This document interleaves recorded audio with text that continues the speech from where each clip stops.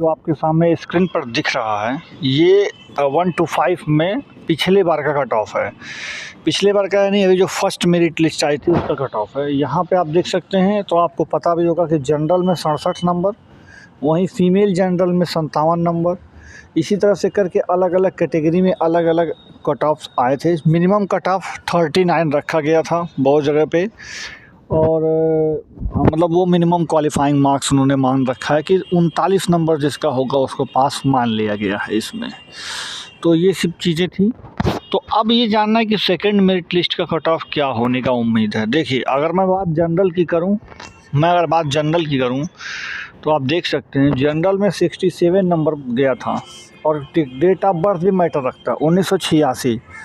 मतलब जितना सीनियर लोग होते हैं, जैसे कि मान लीजिए उम्र में अगर आप 28 साल के हैं और आप कोई एक 29 साल का है, कोई एक 30 साल का है, तो जो 30 साल का है उसको पहले नौकरी दी जाएगी, फिर 29 साल वाले को दी जाएगी, फिर 28 साल वाले को दी जाएगी। उसी हिसाब से अगर पकड़ के चलें तो 1986 पर कट ऑफ बनाया गया है 67 नंबर में। यानी 67 नंबर पाने वाले जितने भी छात्र होंगे 1986 के बाद अब 1900 किसको दिया जाएगा, 87 को दिया जाएगा, 88 को दिया जाएगा, 89 को दिया जाएगा। इसी तरह करते करते करते करते करते जो मिनिमम डेट ऑफ बर्थ होगा 1967 में उसको दिया जाएगा।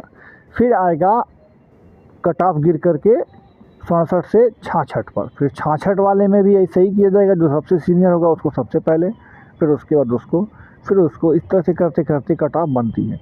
तो 67 में अभी नहीं तो कम से कम 200 से बच्चे तो और ऐसे होंगे जो 67 नंबर पाए होंगे और जिनका डेट ऑफ बर्थ 1986 के बाद का होगा। तो पहले अगर रिवाइज रिज़ल्ट आता है तो पहले 67 नंबर वाले में ही जिसका 67 नंबर पाया होगा और उसका सिलेक्शन नहीं हुआ होगा, तो पहले तो उनका होगा जिनका 67 नंबर लाने के बाद भी मेरिट लिस्ट में नाम नहीं है, क्योंकि उसमें 100-200 लोग ऐसे होंगे ही होंगे, क्योंकि हर कट ऑफ पर बहुत सारे डेट ऑफ बर्थ वाले बच्चे मिल जाते हैं। उसके बाद अगर हम बात करें तो ये कट ऑफ के बाद जो है आप 66 नंबर पर आएगा, फिर 65 नंबर पर आएगा, फिर 64 आएगा। इसी तरह करते करते सेकंड मेरिट लिस्ट बनेगी। तो मेरे हिसाब से कम अगर मान लीजिए गिरेगा तो इसमें 2-3 नंबर तो गिरने का उम्मीद रहेगा ही। यानी अगर किसी का 63 से ज़्यादा नंबर आ रहा है, किसी का 63 प्लस नंबर अगर आ रहा है, तो मेरे हिसाब से वो सेकंड मेरिट लिस्ट में उसका नाम आ ही जाना चाहिए। तो 63 प्लस वालों का तो आ ही जाएगा, बाकी जनरल में। उसी तरह से अलग अलग कैटेगरी में जो है अलग अलग मार्क्स सेकंड मेरिट लिस्ट में जो है आएंगे नाम सामने उनके। लेकिन एक बात ये ध्यान रहे कि 39 नंबर जिनका भी कट ऑफ बना था उनका मतलब वही रहेगा, क्योंकि वो मिनिमम क्वालिफाइंग मार्क्स है। तो आप अगर उतना नहीं पाते हैं तो फिर आपका नहीं हो पाएगा। तो 39 से कम कट ऑफ नहीं जाएगी, 39 से ज़्यादा ही रहेगी, मतलब उतना ही रहेगा 39 तक। और जो बाकी बचता है और सब में अगर आपका कट ऑफ जो भी बना रहा होगा आपकी कैटेगरी में, उसमें 2-3 नंबर तक कट ऑफ गिरने की उम्मीद रहेगी। बाकी जो सेकंड मेरिट लिस्ट है वो जल्द ही जारी होने वाली है, 1 से 2 दिनों के अंदर में। जो सप्लीमेंट्री रिजल्ट TRE 1 में लोग जो मांग रहे हैं, एक तो हमें उसका डेटा नहीं आया है। तो वैकेंसी हमारे पता चलेगा कितने ड्रॉपआउट्स हैं, कितने डिस्क्वालीफाइड हुए हैं, तभी हम सप्लीमेंट्री आंकड़ा हमें पता चलेगा कि कितने दिए हैं। तो उसका रिजल्ट हमारी प्रायोरिटी में थोड़ा पीछे जाएगा। उसके पहले जो आपने अभी प्रश्न किया कि कई ऐसी महत्वपूर्ण परीक्षाएँ हैं, जैसे हमारे असिस्टेंट इंजीनियर की परीक्षाएँ हैं, उसका फाइनल रिजल्ट देना है हमें, APO के है, हमारे AAO का है, कई ऐसे और भी हैं जैसे अभी 69th PT का है रिज़ल्ट, उसके साथ CDPO का भी उसी में लगा हुआ है। उसके अलावा हमारे 68th का मेंस का रिज़ल्ट भी है। APO का भी हम लोगों ने इंटरव्यू भी कंप्लीट करा लिया है, लेकिन अभी उसका रिज़ल्ट भी बनाना है। उसमें कुछ हमें मेडिकल कराने हैं दिव्यांगजनों का। तो इन सब को लेकर देखा जाए तो अभी हमारे कई ऐसे मामले हैं जो काफ़ी परिपक्व हो चुके हैं, मैच्योर हो चुके हैं, उनका हमें परीक्षा फल निकालना है। TRE 1 के वर्क प्रेशर के कारण से कार्य बोझ बहुत ज़्यादा था उसमें, इसके कारण से वो रुक गया। तो अब चूँकि TRE 1 का कार्य बोझ कम हुआ है, तो TRE 2 के कार्य बोझ आने के पहले हमारा प्रयास रहेगा कि हम जितने लंबित मामले हैं यथासंभव हम उनको चरणबद्ध तरीके से निकालते जाएं उसका परीक्षाफल। सर, ये जो सप्लीमेंट्री रिजल्ट की जो बात हो रही है सर, आखिर अभ्यर्थी जानना चाहते हैं सर कि ये आप कब तक दे पाएंगे। मैं जानता हूं सर कि आपके पास और अन्य विभाग हैं जिनकी परीक्षा आपने ली है, उससे सप्लीमेंट्री रिजल्ट का सर कब तक आ पाएगा, कोई सर समय सीमा तो होगी। देखिए, सप्लीमेंट्री रिजल्ट सबसे पहले तो निर्भर करेगा कि शिक्षा विभाग जो अपना प्रतिवेदन दे वो हमें बताएगी कि कितने अभ्यर्थी ड्रॉपआउट्स हुए हैं। मतलब ड्रॉपआउट्स का मतलब ये होगा जो मल्टीपल रिजल्ट्स वाले कितने अभ्यर्थी हैं जो एक ही जॉब करेंगे, दूसरा जॉब खाली करेंगे, तो इसलिए ड्रॉपआउट्स हो गए। उसके अलावा DV में भी कुछ लोग असफल भी होंगे, कुछ लोग उसमें भी अनुपस्थित रहेंगे। सर, इसको लेकर क्या शिक्षा बैठक होगी क्या? में ये सुनने में आया था कि शायद शिक्षा विभाग और आपने बैठक हो गई है सप्लीमेंट्री रिजल्ट को जारी करने को लेकर, कोई वार्ता हुई है कि कब तक ये करना है? शिक्षा विभाग से हमारी लगातार बैठक होती रहती है। जब से हम लोगों ने परीक्षाफल घोषित किया उसके बाद हमारी 2 बैठकें भी हो चुकी हैं उनके साथ। वो हमारी हमारी हमेशा बैठक होती रहेगी, तभी तो हम आगे काम कर सकेंगे। TRE 1 से भी संबंधित, TRE 2 से भी संबंधित सभी बैठकें हमारी होती रहती हैं। हमें जब तक वो आंकड़े नहीं आएंगे तब तक स्वाभाविक है कि मैं उस पर कोई भी प्रतिक्रिया या कोई भी समय सीमा नहीं दे सकता हूँ। लेकिन मैं इतना जरूर करूँगा कि जब आंकड़े आ जाएंगे तो भी हमारे प्रायोरिटी में, चूँकि जैसा मैंने बताया कि हमारे कई महत्वपूर्ण परीक्षाएं उसका परीक्षाफल अभी लंबित है, हमारी प्रायोरिटी में अभी वो ऊपर रहेगा। और TRE 1 का सप्लीमेंट्री जो रिजल्ट जो होगा वो थोड़ा वेट करना होगा। सर एक सवाल ये है कि जो सर ये परीक्षा सर अभी इसका रिजल्ट आया था, जो सेकंड फेज की जो आपने बहाली ली है सर, ये आपने 25 नवंबर तक आवेदन का आपने समय दिया है। इसी भी सर दिवाली भी है, छठ भी है, एक महत्वपूर्ण सर छठ पूजा है। सर अभी तक मन में ये सवाल है कि अगर आप 5 नवंबर से 25 नवंबर तक 20 दिन का समय दे रहे हैं तो सर क्या इतनी जल्दी हो पाएगा? सर क्या शिक्षा विभाग की तरफ से कोई दबाव निकाल के दे दीजिए ताकि हम एक रिजल्ट जारी कर सकें? क्योंकि सर थोड़ा समय तो कम बचता है सर, 5 से 25 नवंबर। देखिए, शिक्षा विभाग से ऐसा कोई दबाव नहीं है। हम लोग खुद भी चाहते हैं कि इसको जल्दी से जल्दी करके इस परीक्षाफल हम लोग घोषित कर सकें समय रहते। आप जानते हैं कि इतनी बड़ी परीक्षा जो है जब हमको आयोजित करनी है तो हम लोग इसको जाड़ा में नहीं कर सकते हैं, ठंड में नहीं हो सकता। नहीं होने सकने का बहुत से कारण है। उसमें कुछ अभ्यर्थियों को भी असुविधा होगी, कुछ हमें भी, बाहर से आएंगे, रात में रुकने में कठिनाई होगी, प्लेटफॉर्म पर रुकना पड़ता है तो उसमें कठिनाई होगी। दूसरा कि कुछ कदाचारी भी लोग हो सकते हैं जो जिसके कारण से जाड़े में मफलर है, टोपी है, स्वेटर है, कई तरह के मतलब कदाचार करने का उनकी संभावना बढ़ सकती है। तो इन सब चीज़ों को देखते हुए या तो हम अभी दिसंबर में कर लें, मतलब शुरुआत में ही मतलब, और नहीं तो फिर हम लोग फरवरी के बाद कर पाएँ। तो हम लोगों ने ये प्रयास किया है कि हम लोग इसको दिसंबर में ही जल्दी करेंगे। 7, 8, 9, 10 का इसलिए हम लोगों ने औपबंधिक रूप से घोषित भी किया है तिथि। और ये हमारा, जैसे हम लोगों ने ये घोषणा औपबंधिक रूप से ये तिथि की घोषणा हम लोगों ने पहले ही कर रखा था।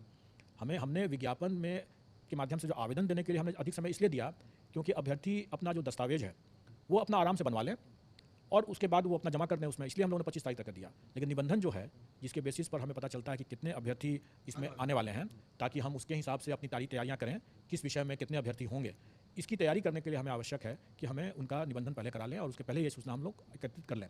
वो हम लोग कर रहे हैं। अभ्यर्थी जो हैं वो देखिए कि अभी 2-3 महीना पहले उन लोगों ने जो परीक्षा दिया उसमें काफ़ी लोगों ने तैयारी किया ही है उसमें। और कुछ तो जैसे प्राइमरी में B.Ed वाले लोग जो लोगों ने भी उसको दिया तो एक तरह से उनके लिए ये एक प्रैक्टिस टेस्ट हो गया, क्योंकि उसमें तो उनका होना नहीं था क्योंकि माननीय सर्वोच्च न्यायालय का निर्देश था। तो एक तरह से उनके लिए भी प्रैक्टिस हो गया। तो मैं समझता हूँ कि कई अभ्यर्थी ऐसे होंगे जो कि दोबारा देंगे, उसमें उन लोगों की प्रैक्टिस पहले से है। उसके बावजूद अगर जो नए अभ्यर्थी भी अगर आते हैं तो नए अभ्यर्थी को भी मतलब 1.5 महीना तो काफ़ी मिलता है। जैसा मैंने पहले भी कहा था कि उन्हें वही चीज़ पढ़ना है, वही चीज़ करना है जो वो बाद में जब शिक्षक बनेंगे तो जो पढ़ाएंगे या जो पढ़ा रहे हैं उनको वही जानकारी रहना है। उसकी जानकारी उसका सिलेबस के हिसाब से रहेगा। स्टैंडर्ड ऑफ कोर्स उसका स्टैंडर्ड वो रहेगा जो उनकी अपनी पात्रता अर्हता जो, जैसे ग्रेजुएशन अगर जिसका है तो उनका स्टैंडर्ड जो होगा क्वेश्चन का वो ग्रेजुएशन लेवल का होगा। जो अगर पोस्ट ग्रेजुएशन लेवल का है तो उनका स्टैंडर्ड होगा क्वेश्चन का पोस्ट ग्रेजुएशन लेवल का। अगर हम कहें कि अगर फिजिक्स विषय अगर किसी को पढ़ाना है +2 में तो स्वाभाविक रूप से उसको +2 के विद्यार्थी से ज़्यादा जानकारी, ज़्यादा उनका स्तर होना है, इसलिए हम PG लेवल का स्तर लेंगे। लेकिन फिजिक्स के टॉपिक्स जो रहेंगे वो वही रहेंगे जो वो 12th में पढ़ाएंगे। सर ये 70,000 पदों के लिए बहाली निकली है। पिछला जो हुआ था वो 1,70,000 पदों के लिए था। सर 50,000 पोस्ट लगभग वैकेंट रह गए, वो सर कब तक ऐड ऑन हो पाएगा? सर आपके पास कई बार जो परीक्षा हुई है, आप सर लोग फॉर्म भरते गए और आपने जो है उसमें रिक्तियाँ आप जोड़ते गए। सर ये रिक्तियाँ जो 50,000 रह गई हैं, जो वैकेंट पोस्ट है, सर क्या इसको ऐड करेंगे क्या इसमें? देखिए, कोई भी रिक्ति हम तभी ऐड कर सकते हैं जब शिक्षा विभाग और प्रशासनिक विभाग अपने अध्याचनामा में उसको ऐड करने के लिए कहेगी। हमारे विज्ञापन में हमेशा रहता है कि घट बढ़ सकता है, वैकेंसी हमेशा देते हैं। और पिछली बार आप लोगों ने देखा भी होगा कि 68th में भी और 69th combined civil services exam में भी हम लोगों ने वैकेंसी को बढ़ाया था। जैसे जैसे आता है हम लोग बढ़ा देते हैं। परीक्षा होने के पहले तक तो कम से कम अभ्यर्थियों को मालूम होना चाहिए कि कितनी वैकेंसी हुई, तो वो हम लोग कट ऑफ डेट उसके हिसाब से रखते हैं और वही रखेंगे इसमें भी। और मुझे पूरी उम्मीद है कि जो वैकेंसी पिछले बार नहीं भरा जा सका क्योंकि अभ्यर्थी की संख्या ही काफ़ी कम थी, अमूमन कहा जाए कि लगभग 50,000 ऐसी वैकेंसी है जो कि अभ्यर्थियों की संख्या ही कम रहने के कारण से भरा नहीं जा सकता था, संभव ही नहीं था वो। तो वो मुझे उम्मीद है कि वो कैरी फॉरवर्ड होगा और वो TRE 2 में आना चाहिए। जब आ जाएगा तो हम लोग उसको भी घोषित कर देंगे। सर बस एक आखिरी सवाल आपसे ये है कि सर इसमें कहीं कोई संदेह नहीं कि सर किसी पे उंगली उठा देना बहुत आसान काम होता है, लेकिन उसके पीछे की जो मेहनत होती है सर उसे नज़रअंदाज कर देते हैं। सर आपको इसका पूरा श्रेय मिलता है। आपको हम सर ये बच्चे भी कहते हैं कि नहीं बहुत अच्छा काम किया है। सर 8 लाख अभ्यर्थी शामिल हुए थे, आपने पिछले दिनों एक लिस्ट जारी की थी जिसमें 12 लोग ऐसे थे जो दूसरे के स्थान में परीक्षा देते हुए पकड़े गए हैं। सर ये कहाँ से हो गया ये? देखिए, कोई भी अभी जैसे राम राज्य तो नहीं है कि अपराध मुक्ति रहेगा, कोई भी ऐसा स्थिति नहीं होता है। स्वाभाविक है कि जो खुराफाती तत्व जो है, कदाचारी है, वो अपने कदाचार करने से बाज नहीं आएंगे। अगर सब कुछ अगर अच्छा रहेगा तब तो मुझे कुछ भी मेहनत करने की ज़रूरत नहीं है। आखिर वो लोग हैं तभी तो मेरी भी ज़रूरत है। अगर वो रहेंगे ही नहीं तो मेरी भी ज़रूरत नहीं है और पुलिस की भी ज़रूरत नहीं है। फिर तो आराम से लोग दें परीक्षा अपना चले जाएं। क्योंकि कदाचारी लोग रहते हैं और हम लोग मान के चलते हैं कि कुछ न कुछ लोग एलिमेंट्स इस तरह से आएंगे ही आएंगे और इसके लिए हम लोग एहतियात बरतते हैं, तभी तो पकड़े गए वो। लेकिन उसके बावजूद भी कुछ इस तरह के भी लोग अभ्यर्थी होंगे जो अपने दस्तावेज में भी गड़बड़ किए होंगे, करते हैं। और हम लोग मान के चलते हैं कि इतनी बड़ी परीक्षा में और जब नौकरी का इतने वर्षों के बाद ये नौकरी मिल रही है तो लोग बाई हुक और बाई क्रूक जिसको कहते हैं ये केन प्रकार मतलब उसको हिंदी सही हिंदी उसकी यही है, वो प्रयास करेंगे, वो कुप्रयास करेंगे। जितना हम लोग छांट सकते हैं अलग अलग लेवल पर, अलग अलग फिल्ट्रेशन लेयर पर हम लोग उतना छांटते गए। हम लोगों ने भी कुछ डीवी कराया, उसमें भी छांटा हम लोगों ने बड़ी संख्या में। फिर उसके बाद हम लोग जो मेरिट लिस्ट निकाले उसमें भी हम जानते थे कि उसमें कुछ अभ्यर्थी ऐसे जरूर होंगे जो फर्जी करके आ रहे हैं। उसका डॉक्यूमेंट वेरिफिकेशन इसलिए तो किया ही गया था और इसीलिए सशर्त ही हम लोगों ने परीक्षा फल दिया। वो छठे हैं, वो छटेंगे वहाँ पर डॉक्यूमेंट वेरिफिकेशन में। अगर कोई उसके बावजूद कोई बच गया तो इसके बाद का भी एक लेयर है और ये योगदान के बाद का लेयर है जो वृहद अनुसंधान का मामला है, वहाँ भी छटेंगे। जब भी अभी तो हम लोगों ने ऐसी व्यवस्था कर रखा है कि हम अपना अभ्यर्थियों का जो डॉसियर जो होता है वो हम सॉफ्ट कॉपी देते हैं, सॉफ्ट कॉपी डिजिटली साइन करके देते हैं। ये परिपाटी हम लोगों ने पिछले 6-7 महीने 8 महीने से स्टार्ट कर दिया है।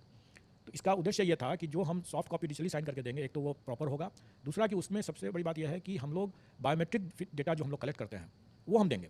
वो सॉफ्ट कॉपी में ही दिया जा सकता है, उसका तो कोई हार्ड कॉपी हो नहीं सकता है। तो वो सॉफ्ट कॉपी में जब बायोमेट्रिक डेटा देते हैं तो कोई भी सफल अभ्यर्थी अगर योगदान करके नौकरी भी कर रहे हैं, अब ये हो सकता है ना कि राम कुमार ने सारी परीक्षा दिया, सारा डॉक्यूमेंट वेरिफिकेशन राम कुमार ने किया और श्याम कुमार नौकरी पर करने के लिए पहुंच जाए, ये बिल्कुल संभव है। और ऐसी संभावना को ही ध्यान में रख करके ही हम लोगों ने जो डॉसियर जो है वो सॉफ्ट कॉपी में भेजना शुरू किया सॉफ्ट कॉपी में, जिसमें कि हम उसका बायोमेट्रिक डिटेल्स भी देंगे। कहने का मतलब ये हुआ कि जो अभ्यर्थी सफल होने के बाद नौकरी कर रहे हैं उनका अटेंडेंस के समय, मान लीजिए 1 महीना 2 महीना 3 महीना के बाद भी कभी भी अगर उनका बायोमेट्रिक से मिलान किया जाएगा तो पता चलेगा कि ये तो फर्जी आदमी काम कर रहा है, तो उस पर भी कार्रवाई हो जाएगी। धन्यवाद। अपीयरिंग कैंडिडेट के साथ एक कठिनाई ये है कि अगर वो अपीयरिंग को हम अलाउ करते हैं तो उसका रिजल्ट और उसका सर्टिफिकेट आने के लिए हमको प्रतीक्षा करना पड़ता है। और अगर हम उसकी प्रतीक्षा करते हैं, जैसा इस बार हम लोगों ने देखा कि सीटेट के बड़ी संख्या में लोग फेल कर गए, स्वाभाविक है कि ऐसे अभ्यर्थी लोगों ने अपना सर्टिफिकेट जमा नहीं किया। अब उन्होंने जब सर्टिफिकेट ही जमा नहीं किया तो हम कब तक प्रतीक्षा करें उनके लिए?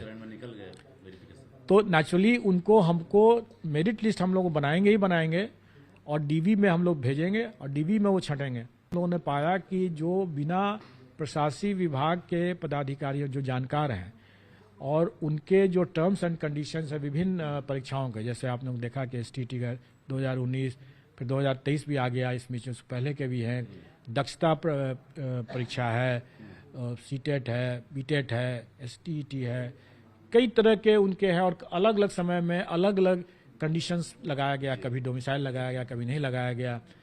तो वैसी स्थिति में इसकी तो सभी चीज़ की जानकारी शिक्षा विभाग को ही है। तो बिना शिक्षा विभाग के डीवी में हम लोगों ने जो डीवी कराया, हमने पहले भी कहा कि उसकी एक्यूरेसी 100% नहीं थी।